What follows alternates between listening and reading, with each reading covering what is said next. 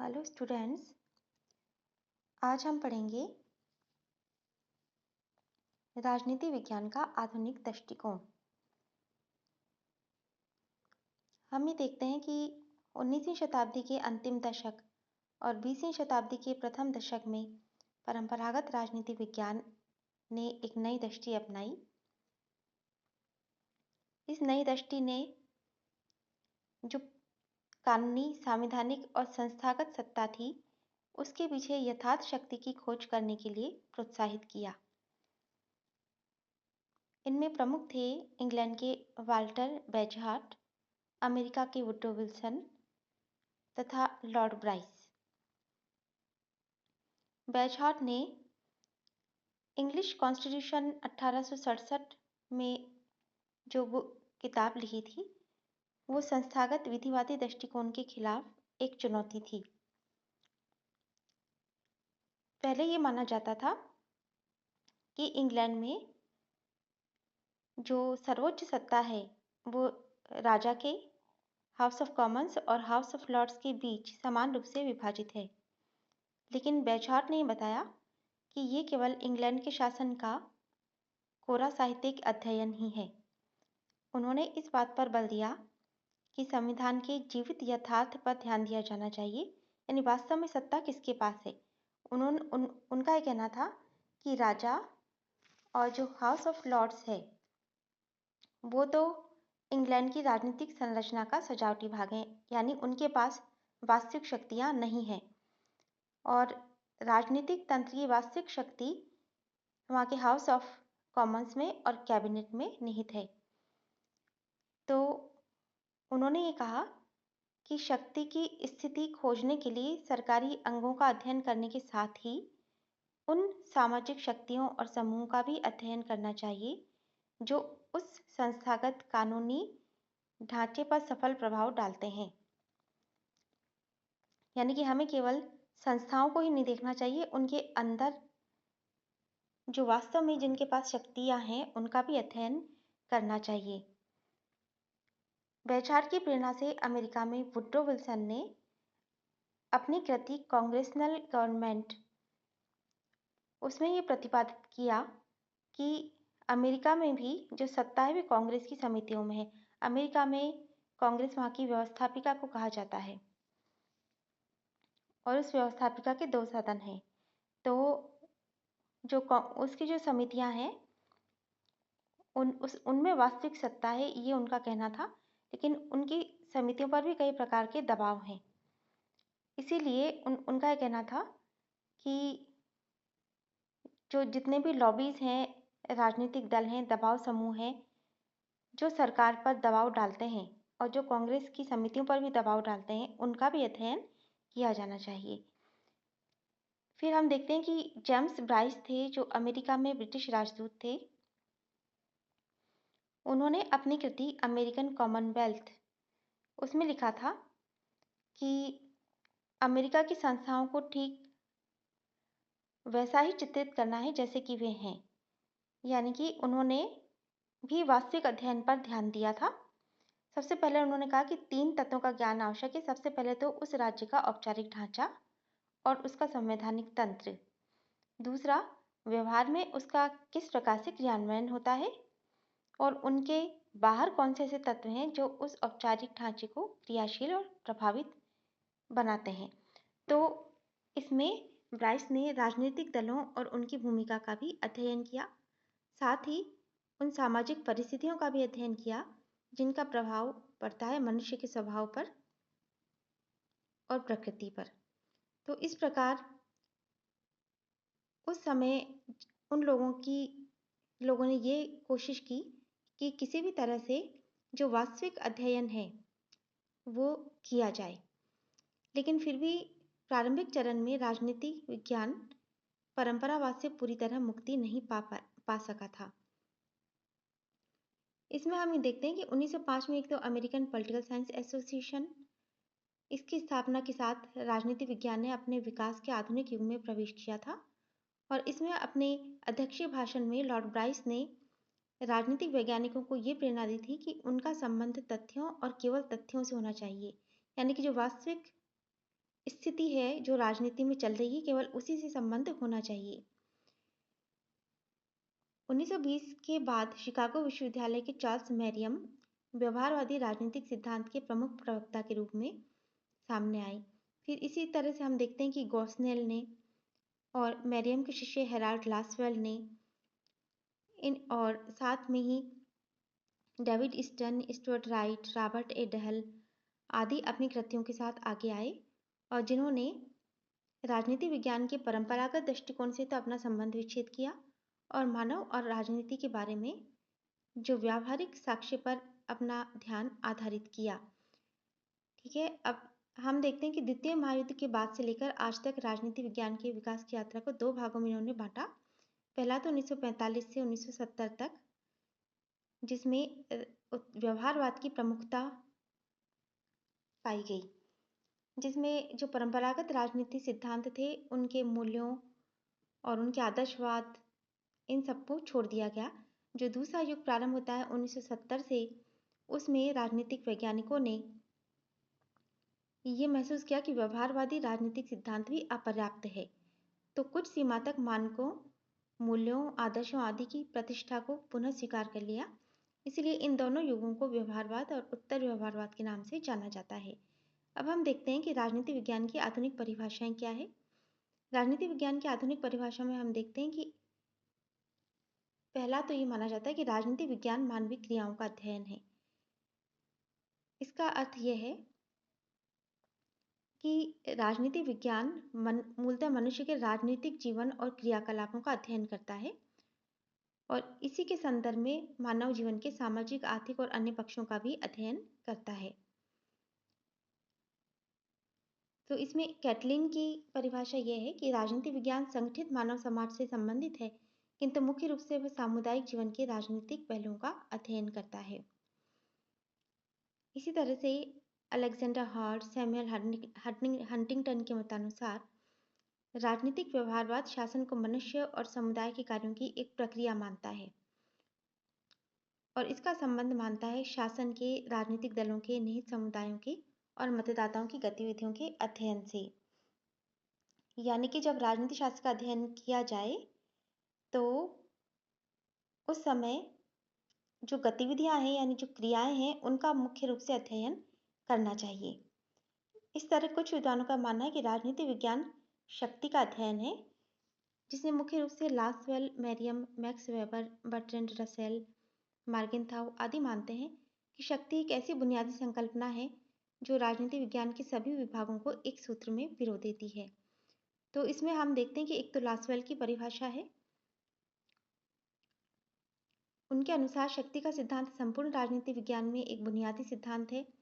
संपूर्ण राजनीतिक प्रक्रिया शक्ति के वितरण, प्रयोग एवं प्रभाव का अध्ययन है। इसी तरह से गिल्ड और पामर ने राजनीति की विषय वस्तु को राज्य के स्थान पर शक्ति माने जाने की जोरदार सिफारिश की है। उनका मानना है कि यदि शक्ति को राजनीति की विषय वस्तु माना जाए तो कई लाभ होंगे। राज्य एक कानूनी धारणा है तथा शक्ति का अर्थ होगा प्रक्रिया, यानी कि शक्ति का मतलब होगा कि क्या कार्य किया जा रहा है। शक्ति कानूनों और कानून के बाहर तमाम बातों से संबंधित है। तो राजनीति विज्ञान में इन प्रश्नों का उत्तर खोजा जाने लगेगा कि शक्ति कैसे पाई जाती है, प्रयोग की जाती है और कैसे नियंत्रित की जाती है। यानी कि शक्ति को राजनीति के अध्ययन का आधार बनाने का एक निश्चित परिणाम होगा कि मनुष्य, विशेषकर राजनीतिक मनुष्य का अध्ययन किया जाए और इसी का राजनीतिक विश्लेषण में अधिक महत्व, मतलब ये राजनीतिक विश्लेषण में अधिक महत्व प्राप्त कर पाएगा। तो इस तरह से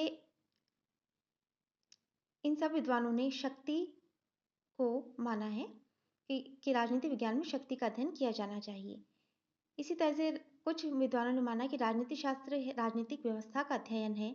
इसमें डेविड ईस्टन और आमंड जैसे आधुनिक राजनीति शास्त्र इसे राजनीतिक व्यवस्था का अध्ययन मानते हैं। ये मानते हैं कि राज्य और सरकार की जो औपचारिक संस्थाएं हैं उनके साथ साथ उनको प्रभावित करने वाले अनौपचारिक तत्वों को भी शामिल किया जाना चाहिए। तो ईस्टन ने इसकी परिभाषा करते हुए लिखा है कि किसी समाज में पारस्परिक क्रियाओं की ऐसी व्यवस्था को जिससे उस समाज में बाध्यकारी या अधिकारपूर्ण नीति निर्धारण होते हैं, उन्हें राजनीतिक व्यवस्था कहा जाता है। तो आमंड और पावेल ने कहा कि इसके अंतर्गत व्यवस्थापिका, न्यायपालिका, प्रशासनिक एजेंसियां जैसी सरकारी संरचनाएं ही सम्मिलित नहीं हैं, वरन ये अपने राजनीतिक पहलू की दृष्टि से सम्मिलित हैं। इनमें रक्त संबंध, जाति समूह जैसी परंपरागत संरचनाएं हैं। इनमें हत्याएं, दंगे, उपद्रव, प्रदर्शन जैसे अव्यवस्थित तत्व भी आते हैं। यानी कि राजनीतिक व्यवस्था में इन सब बातों का अध्ययन भी किया जाना चाहिए, क्योंकि सभी संरचनाएं परस्पर संबंधित हैं। यदि एक तत्व में परिवर्तन होता है तो उसका अन्य तत्वों पर भी प्रभाव पड़ता है। तो इसीलिए इन्होंने राजनीति को एक व्यवस्था माना है जिसमें सब कुछ अंतर संबंधित होता है। इसके बाद हम देखते हैं कुछ विद्वानों ने माना है कि राजनीति विज्ञान निर्णय प्रक्रिया का अध्ययन है। तो कुछ विद्वान मानते हैं कि राजनीति विज्ञान का प्रमुख कार्य है, मतलब राजनीति विज्ञान में जो सरकार होती है उसका मुख्य कार्य होता है निर्णय निर्माण करना। तो कुछ वर्षों से राजनीति विज्ञान में निर्णय निर्माण का सिद्धांत भी अत्यंत लोकप्रिय हुआ है। इसमें हर्बर्ट साइमन के जैसे विचारक ये बताते हैं कि राजनीति विज्ञान ये सिखाता है कि प्रशासन में निर्णय कैसे लिए जाते हैं और ज़्यादा प्रभावी ढंग से निर्णय कैसे लिया जाए। तो इस प्रकार हम देखते हैं कि राजनीति विज्ञान का जो क्षेत्र है आधुनिक दृष्टिकोण के अनुसार उसमें बहुत व्यापक रूप इसको प्रदान किया गया है। इसमें केवल राज्य को ही नहीं, समाज को भी इसमें सम्मिलित किया गया है। इसमें यह माना गया है कि राजनीतिक अध्ययन में अंतर अनुशासनात्मक दृष्टिकोण को अपनाया जाना चाहिए। यानी राजनीति विज्ञान में समाज विज्ञान भी हो, मनोविज्ञान भी हो, भूगोल भी हो, जीव विज्ञान, सांख्यिकी और अन्य प्राकृतिक विज्ञानों की विधियों और निष्कर्षों को भी इसमें प्रयोग किया जाना चाहिए। तो अब जो पहले परंपरागत राजनीति शास्त्र में जिन औपचारिक संरचनाओं पर और संस्थागत संरचनाओं पर पहले जो जोर दिया जा रहा था, उसका स्थान अब प्रक्रियाओं को समझने की प्रवृत्ति ने ले लिया था। और अब ये अध्ययन किया जाने लगा कि वास्तव में शक्ति किसके पास है, वास्तव में जो निर्णय लिया जाता है ये किसके द्वारा लिया जाता है, राजनीतिक नेतृत्व की प्रकृति क्या है, विचारधारा क्या है, और दल, दबाव समूह, इन सब चीज़ों का अध्ययन अब किया जाने लगा। सांख्यिकी और सांख्यिकी से संबंध रखने वाली प्रविधियों का भी प्रयोग किया जाने लगा। तो आधार सामग्री का संकलन, प्रक्रमण और विश्लेषण के लिए जिन परिष्कृत और कठोर प्रविधियों का उपयोग किया गया वो अभी भी राजनीति शास्त्रियों की पहुंच से कुछ दूर थी। और अब आधुनिक युग में राजनीतिक संस्थाओं विश्लेषण और शोध की मूल इकाई न रह करके व्यक्ति के व्यवहार को शोध का जो केंद्र बिंदु है वो माना जाने लगा। तो इस प्रकार हम देखते हैं कि आधुनिक राजनीति विज्ञान की जो अध्ययन पद्धतियां हैं वो पुरानी अध्ययन पद्धतियों से अलग हुई। अब जैसे एक तो समाज वैज्ञानिक उपागम आया। फ्रांस के काम्टे और इंग्लैंड के स्पेंसर ने समाज विज्ञान के क्षेत्र में अपना योगदान दिया। राजनीति शास्त्रियों ने राजनीति के अध्ययन के लिए समाज वैज्ञानिक उपागम की सार्थकता का अनुभव किया। फिर एक मनोवैज्ञानिक उपागम भी आया। इसके समर्थक मुख्य रूप से लासवेल थे। उन्होंने फ्रायड के मनोविज्ञान को राजनीतिक व्यवहार पर लागू करने की कोशिश की। तो इसी प्रकार अंतर अनुशासनात्मक जो उपागम है उसका प्रयोग किया जाता है, जिसमें समाजशास्त्र, मनोविज्ञान और अन्य समाज विज्ञानों, प्राकृतिक विज्ञानों की जो प्रविधियां हैं उनको राजनीति शास्त्र में आत्मसात किया जाता है। इसी तरह से व्यवहारवादी उपागम राजनीति विज्ञान के अध्ययन में सांख्यिकी, गणितीय मॉडल आदि का अत्यधिक प्रयोग करते हैं। अब हम देखते हैं कि आधुनिक राजनीति विज्ञान की क्या विशेषताएं हैं। तो सबसे पहला तो है कि वैज्ञानिकता। ये मानते हैं कि राजनीति विज्ञान को बिल्कुल प्राकृतिक विज्ञानों की तरह वैज्ञानिक होना चाहिए। तो इसीलिए उन्होंने प्राकृतिक विज्ञान और समाज विज्ञानों से अध्ययन की नई नई तकनीक लेकर के उनका राजनीति विज्ञान में उनका प्रयोग किया है। और दूसरा है कि ये इनका जो अध्ययन है मूल्य मुक्त अध्ययन है, यानी कि इनमें मानवीय मूल्यों, नैतिकता, न्याय, स्वतंत्रता और समानता, इस तरह की किसी भी चीज़ को स्थान नहीं दिया जाता। ये उन्हीं घटनाओं और तथ्यों को अपने अध्ययन का क्षेत्र बनाता है जिन्हें देखा गया है या भविष्य में देखा जा सकता है। जैसे अगर वास्तव में असमानता है समाज में, वास्तव में अन्याय है और वास्तव में अनैतिकता है, या लोग स्वतंत्र नहीं हैं या आर्थिक रूप से स्वतंत्र नहीं है, तो ये उन्हीं का अध्ययन करता है जो वास्तव में हमें देखने को मिल रही हैं। इसके अलावा ये अंतर अनुशासनात्मक अध्ययन पर बल देता है, यानी कि ये मानता है कि मनुष्य एक ऐसा प्राणी है जिसको हम अलग-अलग तरह से अलग-अलग विज्ञानों में उसका अध्ययन नहीं कर सकते, क्योंकि मनुष्य समाज में भी है। एक मनुष्य का धन भी होता है, उसकी जाति भी होती है, उसमें मन भी होता है, उसका आर्थिक जीवन भी होता है, तो ये सब जुड़े हुए हैं आपस में। तो इसीलिए राजनीति विज्ञान भी समाज विज्ञान, मनोविज्ञान, अर्थशास्त्र आदि से जुड़ा हुआ है। इसके अलावा शोध और सिद्धांत में अब घनिष्ठ संबंध हो गया है, यानी कि अब राजनीति शास्त्री जो है वो बिल्कुल वैज्ञानिकों की तरह सामान्यीकरण, व्याख्या और सिद्धांतों के निर्माण में लगे रहते हैं।